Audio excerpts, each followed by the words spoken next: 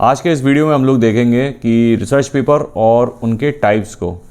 तो social science में अगर हम रिसर्च करते हैं तो कितने टाइप के रिसर्च पेपर आप लोग बना सकते हैं, उनके टाइप कौन कौन से होते हैं ये आज हम देखेंगे, और जिससे कि आपको पता चलेगा कि कौन सा रिसर्च पेपर किस टाइप का है। अगर मैं सबसे पहले बात करूं तो स्टार्टिंग करते हैं नंबर 1 से। तो पहला पेपर हमारा होता है एम्पिरिकल रिसर्च पेपर, जिसका ऑब्जेक्टिव में हम लोग क्या करते हैं कि डेटा कलेक्शन और एनालिसिस के माध्यम से किसी थ्योरी या हाइपोथेसिस को टेस्ट करते हैं। इसका एग्जांपल अगर मैं बोलूं तो जैसे कि एक पेपर है the impact of social media on youth behaviour.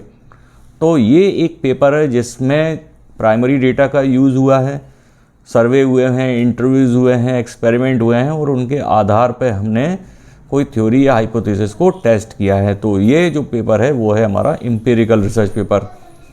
Number 2 theoretical research paper. अगर थ्योरेटिकल रिसर्च पेपर में क्या है कि थ्योरीज का एनालिसिस करना और नए कंसेप्ट्स या फ्रेमवर्क्स को डेवलप करना।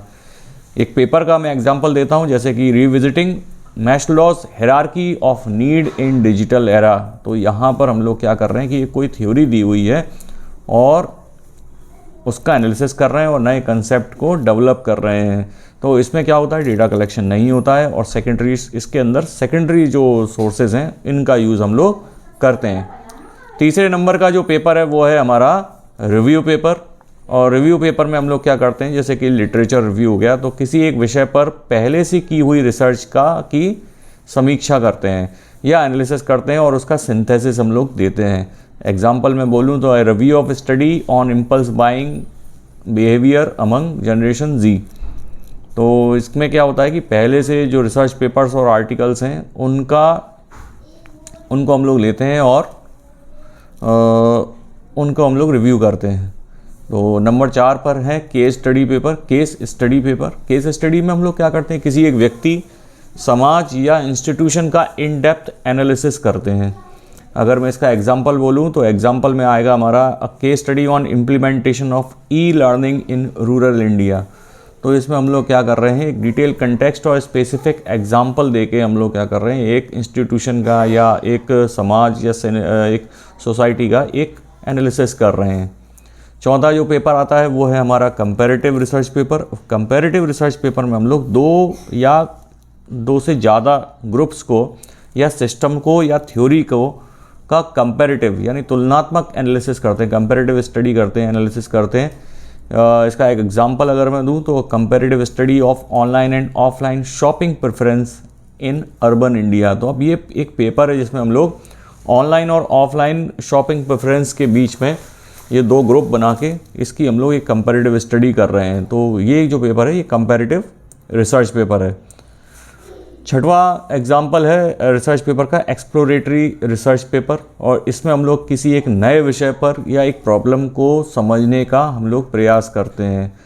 एग्जाम्पल अगर मैं दूं इसका तो जैसे कि exploring the role of AI यानी artificial intelligence in transforming education.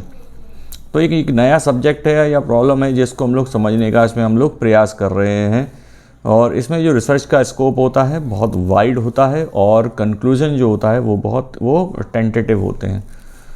अब पॉलिसी एनालिसिस पेपर एक रिसर्च पेपर का टाइप है, ये भी पॉलिसी एनालिसिस पेपर। इसमें हम लोग गवर्नमेंट या ऑर्गेनाइजेशन के द्वारा बनाई गई कोई पॉलिसी है उसका एनालिसिस करके उसके जो इफ़ेक्ट्स हैं या प्रभाव हैं उनका एनालिसिस हम लोग करते हैं।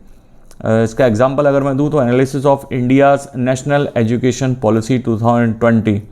तो ये एक पेपर है जिसके अंदर हम एक पॉलिसी को एनालिसिस कर रहे हैं और पॉलिसी सजेशंस और रिकमेंडेशन भी हम इसके अंदर इंक्लूड करते हैं। 8वें नंबर पे जो पेपर आता है वो आता है हमारा मेथोडोलॉजिकल रिसर्च पेपर, जिसमें हम लोग किसी रिसर्च मेथड या टूल का डेवलपमेंट और उसका एनालिसिस करते हैं। जैसे इसका एग्जांपल है improving survey technique for studying consumer behaviour.